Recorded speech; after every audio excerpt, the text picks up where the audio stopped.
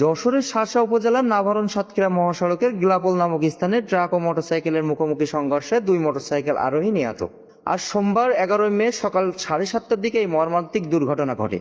নিহতরা হলেন শার্শা উপজেলার উলসি খালপাড়া সিদ্দিকুর রহমানের ছেলে শাহিন হোসেন ও উলসি গ্রামের আতিয়া রহমানের ছেলে তোফাজ্জল হোসেন। শার্শা থানার ওসি মারুফ হোসেন জানান, আজ সকালে শাহিন হোসেন নিজ ক্ষেত থেকে কাঁচামরিচ তুলে তা বিক্রির উদ্দেশ্যে তোফাজ্জল হোসেনের মোটরসাইকেলে করে নাভারণ বাজারের দিকে যাচ্ছিলেন। প্রতিমধ্যে গিলাপোল এলাকায় পৌঁছালে বিপরীত দিক থেকে আসা সাতক্ষীরাগামী একটি দ্রুত গতি ট্রাকের সাথে তাদের মোটরসাইকেলটির মুখোমুখি সংঘর্ষ হয়। সংঘর্ষে মোটরসাইকেলটি দুমড়ে মুচড়ে যায় এবং ঘটনাস্থলে শাহিন ও তোফাজ্জল প্রাণ হারায়।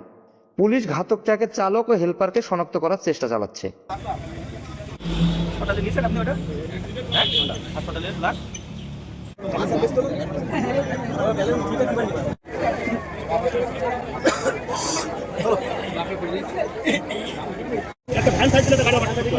পরে পোস্ট করেন আপনি, এটা না আগে লেখেন।